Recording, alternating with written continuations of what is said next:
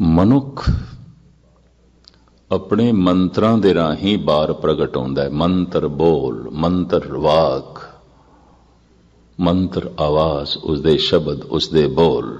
ਮੰਤਰ ਦਾ ਹੋਰ ਕੋਈ ਮਤਲਬ ਨਹੀਂ। ਔਰ ਤੰਤਰ ਸਰੀਰ ਦੀ ਜੋ ਸ਼ਕਤੀ ਹੈ, ਮਨ ਦੀ ਜੋ ਸ਼ਕਤੀ ਹੈ, ਪਰਿਪੂਰਨ ਪ੍ਰਮਾਤਮਾ ਨੇ ਪਾਈ ਹੈ।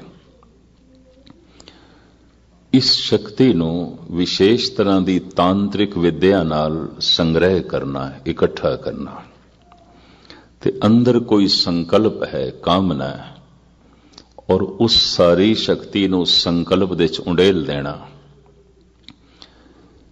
ਔਰ ਉਸ ਸੰਕਲਪ ਦੀ ਸਿੱਧੀ ਹੋ ਜਾਏ ਤਾਂ ਕਹਿੰਦੇ ਨੇ ਤੰਤਰ ਸਿੱਧੀ ਪ੍ਰਾਪਤ ਹੋ ਗਈ। ਇਸ ਤਰ੍ਹਾਂ ਦੇ ਪੁਰਸ਼ਾਂ ਨੂੰ ਕਹਿੰਦੇ ਨੇ ਤਾਂਤਰਿਕ। ਭਾਰਤ ਵਿੱਚ ਬਹੁਤ ਸਾਰੇ ਨੇ, ਅਜੇ ਵੀ, ਪਹਿਲੇ ਵੀ ਸਨ। ਮੰਤਰ ਜਪਦਿਆਂ ਜਪਦਿਆਂ ਰਸਨਾ ਖਾਮੋਸ਼ ਹੋ ਜਾਏ ਤੇ ਮੰਤਰ ਅੰਦਰੋਂ ਸੁਣਾਈ ਦੇਣ ਲੱਗ ਪਏ ਔਰ ਰਸ ਨਾਲ ਹਿਰਦਾ ਭਰ ਜਾਏ, ਰੋਮ ਰੋਮ ਭਰ ਜਾਏ, ਤਾਂ ਕਹਿੰਦੇ ਨੇ ਮੰਤਰ ਸਿੱਧ ਹੋ ਗਏ। ਕਿਸੇ ਨੂੰ ਕੁਝ ਲਿਖ ਕੇ ਦੇਣਾ, ਧਾਗਾ, ਤਵੀਜ਼ ਜਿਸ ਨੂੰ ਕਹਿੰਦੇ ਨੇ, ਔਰ ਜਿਸ ਮਕਸਦ ਲਈ ਕੀਤਾ ਹੈ ਉਹ ਹੋ ਜਾਏ ਤਾਂ ਇਹਨੂੰ ਯੰਤਰਿਕ ਸਿੱਧੀ ਕਹਿੰਦੇ ਨੇ। ਯਾਂਤਰਿਕ ਸਿੱਧੀ, ਤੰਤਰ ਸਿੱਧੀ, ਮੰਤਰ ਸਿੱਧੀ। ਇਹ ਗੱਲ ਵੱਖਰੀ ਹੈ ਕਿ ਜਿਨ੍ਹਾਂ ਦੇ ਕਿਧਰੇ ਮੰਤਰ ਸਿੱਧ ਹੋ ਜਾਣ ਉਹ ਗੁਪਤ ਹੋ ਜਾਂਦੇ ਨੇ। ਤੰਤਰ ਸਿੱਧ ਹੋ ਜਾਣ ਉਹ ਆਪਣਾ ਰੋਲਾ ਕਾਫੀ ਪਾਉਂਦੇ ਨੇ। ਤਾਂ ਥੋੜੇ ਬਹੁਤ ਧਾਰਮਿਕ ਜਗਤ ਦੇ ਵਿੱਚ ਤਾਂਤਰਿਕ ਤੇ ਜਾਣੇ ਜਾਂਦੇ ਨੇ। ਜਿੱਥੇ ਮੰਤਰ ਸਿੱਧ ਹੋ ਜਾਏ, ਮੇਰੇ ਛੁਪੇ ਰਹਿਣ ਦੀ ਚਾਹ। ਭਾਈ ਸਾਹਿਬ ਭਾਈ ਵੀਰ ਸਿੰਘ ਜੀ ਕਹਿੰਦੇ ਨੇ ਹੁਣ ਤੇ ਛੁਪ ਜਾਣਾ ਚਾਹੁੰਦੇ ਆ, ਗੁਮਨਾਮ ਹੋ ਜਾਣਾ ਚਾਹੁੰਦੇ ਆ। ਤਾਂਤਰਿਕ ਆਪਣਾ ਨਾਮ ਪ੍ਰਗਟ ਕਰਨਾ ਚਾਹੁੰਦਾ ਹੈ। ਜਿਸਨੇ ਮੰਤਰ ਸਿੱਧ ਕੀਤਾ ਉਸਨੇ ਤੇ ਆਪਣਾ ਨਾਮ ਮਿਟਾ ਦਿੱਤਾ ਹੈ। ਇੱਕੋ ਹੀ ਨਾਮ ਪ੍ਰਗਟ ਹੋਇਆ ਪ੍ਰਭੂ ਦਾ, ਜਿਸ ਨੂੰ ਰਵਿਦਾਸ ਇੰਜ ਕਹਿੰਦੇ ਨੇ, ਜਬ ਹਮ ਹੋਤੇ ਤਬ ਤੋ ਨਾਈ। ਜਦ ਮੈਂ ਪ੍ਰਗਟ ਸੀ ਔਰ ਹਰ ਕਰਮ ਦੇ ਰਾਹੀਂ, ਹਰ ਬੋਲ ਦੇ ਰਾਹੀਂ ਮੈਂ ਆਪਣੇ ਆਪ ਨੂੰ ਪ੍ਰਗਟ ਕਰਦਾ ਸੀ, ਤੂੰ ਨਹੀਂ ਸੀ, ਮੈਂ ਹੀ ਸੀ। ਮੇਰੇ ਕਰਮਾਂ ਦੇ ਵਿੱਚ, ਮੇਰੇ ਵਿਚਾਰਾਂ ਦੇ ਵਿੱਚ, ਮੇਰੇ ਬੋਲਾਂ ਦੇ ਵਿੱਚ ਮੈਂ ਸੀ। ਮੈਂ ਆਪਣੇ ਬੋਲਾਂ 'ਚ ਪ੍ਰਗਟ ਹੁੰਦਾ ਸੀ, ਮੈਂ ਆਪਣੇ ਕਰਮਾਂ ਦੇ 'ਚ ਪ੍ਰਗਟ ਹੁੰਦਾ ਸੀ, ਮੈਂ ਆਪਣੇ ਵਿਚਾਰਾਂ ਦੇ 'ਚ ਪ੍ਰਗਟ ਹੁੰਦਾ ਸੀ। ਪਰ ਵਿਚਾਰਾਂ ਦੇ 'ਚ ਮੈਂ ਸੀ, ਬੋਲਾਂ ਦੇ 'ਚ ਮੈਂ ਸੀ, ਕਰਮਾਂ ਦੇ 'ਚ ਮੈਂ ਸੀ, ਮੈਂ ਖੁਦ ਸੀ। ਹੁਣ ਮੇਰੇ ਕਰਮ ਦੇ 'ਚ, ਹੁਣ ਮੇਰੇ ਵਿਚਾਰ ਦੇ 'ਚ, ਹੁਣ ਮੇਰੇ ਬੋਲਾਂ 'ਚ ਮੈਂ ਨਹੀਂ, ਤੂੰ ਹੀ ਹੈ। ਹੁਣ ਤੇ ਮੈਂ ਮਿਟ ਗਿਆ। ਧਰਮ ਦੀ ਧਿਆਨ ਸਾਧਨਾ ਹੈ ਆਪਣੇ ਆਪ ਨੂੰ ਮਿਟਾਣਾ, ਔਰ ਜਿਤਨਾ ਮਨੁੱਖ ਮਿਟਦਾ ਹੈ ਉਤਨਾ ਹੀ ਪ੍ਰਮਾਤਮਾ ਪ੍ਰਗਟ ਹੁੰਦਾ ਹੈ।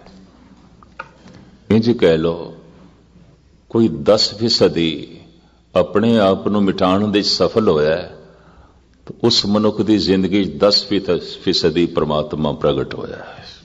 ਇੰਜ ਕਹਿ ਲੋ, ਕੁਝ ਪ੍ਰਕਾਸ਼ ਪ੍ਰਗਟ ਹੋਇਆ, ਕੁਝ ਰਸ ਪ੍ਰਗਟ ਹੋਇਆ। ਤੇ ਜਿਸਨੇ ਆਪਣੇ ਆਪ ਨੂੰ ਅੱਧਾ ਮਿਟਾ ਦਿੱਤਾ ਹੈ, ਬਹੁਤ ਕੁਝ ਮਿਟਾ ਦਿੱਤਾ ਹੈ, ਲੇਕਿਨ ਫਿਰ ਵੀ ਪੂਰਨ ਨਹੀਂ ਮਿਟਿਆ। ਸਤੋ ਗੁਣੀ ਕਮ ਸੇ ਕਮ ਆਪਣੇ ਆਪ ਨੂੰ ਅੱਧਾ ਤੇ ਮਿਟਾ ਦਿੰਦਾ ਹੈ। ਰਜੋ ਗੁਣੀ, ਤਮੋ ਗੁਣੀ ਇਹ ਪੂਰਨ ਤੌਰ ਤੇ ਆਪਣੇ ਆਪ ਨੂੰ ਹੀ ਪ੍ਰਗਟ ਕਰਦੇ ਨੇ। ਇੰਜ ਕਹਿ ਲਓ, ਇਹਨਾਂ ਦੀ ਦੁਨੀਆ 'ਚ ਰੱਬ ਨਹੀਂ ਆਉਂਦਾ, ਰੱਬ ਮਿਟਿਆ ਹੁੰਦਾ ਹੈ। ਜਾਂ ਜੀਵਨ ਦੇ 'ਚ ਕਹਿੰਦੇ ਨੇ ਖੁਦ ਨੂੰ ਮਿਟਾਓ ਜਾਂ ਪਰਮਾਤਮਾ ਨੂੰ ਮਿਟਾਓ। ਨਾਸਤਿਕ ਕਿਸ ਨੂੰ ਕਹਿੰਦੇ ਨੇ? ਮੇਰੀ ਕੋਈ ਆਸਥਾ ਨਹੀਂ, ਕੋਈ ਪਰਮਾਤਮਾ ਨਹੀਂ, ਕੋਈ ਈਸ਼ਵਰ ਨਹੀਂ, ਔਰ ਈਸ਼ਵਰ ਲਈ ਮੇਰੇ ਕੋਲ ਕੋਈ ਟਾਈਮ ਨਹੀਂ, ਕੋਈ ਵਕਤ ਨਹੀਂ, ਹੈ ਹੀ ਨਹੀਂ। ਇਸਨੇ ਆਪਣੇ ਆਪ ਨੂੰ ਇਤਨਾ ਉਜਾਗਰ ਕੀਤਾ ਹੈ ਆਪਣੇ ਕਰਮ ਦੇ ਰਾਹੀਂ, ਆਪਣੇ ਵਿਵਹਾਰ ਦੇ ਰਾਹੀਂ, ਆਪਣੇ ਵਿਚਾਰ ਦੇ ਰਾਹੀਂ, ਆਪਣੇ ਬੋਲਾਂ ਰਾਹੀਂ।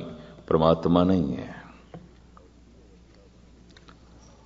और एक ऐसी अवस्था बनती है साधना करने वाले दी, भगती करने वाले दी, नाम जपण वाले दी, मिट जाता है उसकी जात पात कुल, उसका संग्रह किया ज्ञान, उसकी अपनी होंद, उसके अपने विचार। हुण विचारां दे च भी परमात्मा है, व्यवहार दे च भी परमात्मा है, कर्मां दे च भी परमात्मा है, बोलां दे च भी परमात्मा है। हुण मैं अर्ज करां, मनुख जिहड़ा बाहर प्रगट होंदा है करीबन 90% बोलां राहीं। तो कदी जगत भर दे बोल पढ़न की कोशिश करना, बोल दे च मनुख की जात प्रगट हो रही है, पात प्रगट हो रही है, उहदे गुण प्रगट हो रहे हैं, अवगुण प्रगट हो रहे हैं, उसका व्यवहार प्रगट हो रहा है, उसके विचार प्रगट हो रहे हैं, उसका आचार प्रगट हो रहा है बोलां दे राहीं। कदी कदाई ऐसे बोल आउंदे ने जिन्हां नूं असीं कह सकते हैं ये बोल ते परमात्मा दे ने, ईश्वर दे ने, ये मनुख दे नहीं हो सकते। और जद किधरे परमात्मा किसी दे अंदरों बोल पैंदा है, उस हालत दे जद अपना आप खामोश हो जाता है। इस वास्ते सिख जगत ने, गुरमत ने जोर लाया श्रोता बनन ते। दो मनुख आमने सामने बैठे होण ते दोवें इकट्ठे बोलन तो दोहां दे पल्ले कुछ नहीं पेगा, कुछ भी नहीं पेगा, क्योंकि दोवें इकट्ठे बोलते पे ने। एक चुप करे एक बोले तां कुछ जो है पल्ले पै सकता है।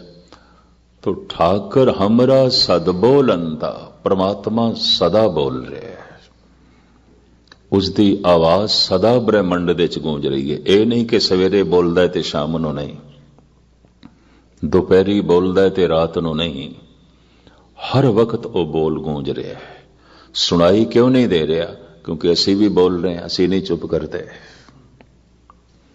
एक चुप करे, दोवें वक्ते बने हुए ने, परमात्मा भी वक्ता बने हुए है, असी भी वक्ते। धर्म की सारी साधना है अपने आप को चुप कराने दी, खामोश कराने दी। ये मौन धारण की जिहड़ी प्रक्रिया चली सी ते बाहरों चली सी। मन नूं चुप कराना है, मन बोलदा है। जिस दिन मन चुप करदा है उसे दिन परमात्मा दे बोल सुनाई देंदे ने, उस तो पहले नहीं। उस तो पहले इस तरह के मनुख दे कोल अपने बोल होणगे, क्योंकि मन जो बोलदा पिया, चाहे वह धर्म दे बोल पिया बोले, चाहे वह परमात्मा दे भी बोल पिया बोले।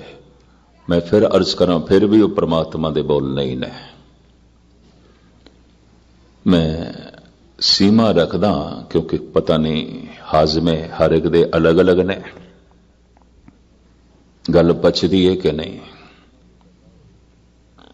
भावें परमात्मा की कथा हो रही है, अगर मन ही बोल रहे है तो क्षमा करनी, ये उस मनुख की ही कथा हो रही है, वही अपना अनुभव कह रहा है और कुछ भी नहीं, परमात्मा नहीं है। ये सब उपरों ही उपरों लीपा पोती है।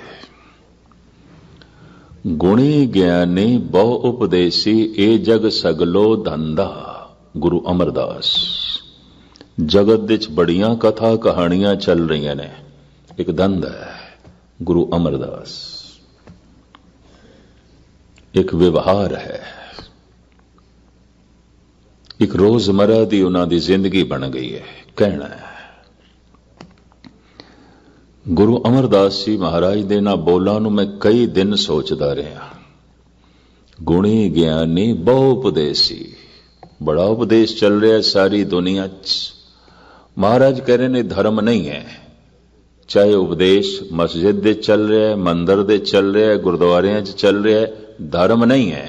तो महाराज फिर एक ही है, ये जग सगलो धंधा, धंधा चल रहा है, धर्म नहीं चल रहा।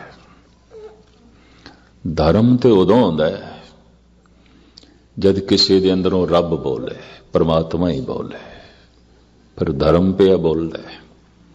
बोलिए सच धर्म, झूठ ना बोलिए, धर्म की है सच। ते सच सच चो ही निकल सकता, इस झूठे शरीर तो नहीं निकल सकता, इस झूठे मन तो नहीं निकल सकता।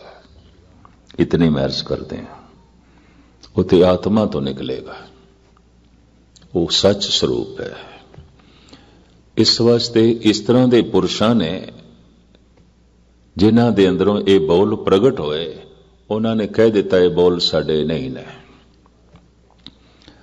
धन गुरु गोबिंद सिंह जी महाराज ते हनुमान इस तरह लिखते ने, अकाल पुरख वाच अस कीट प्रत।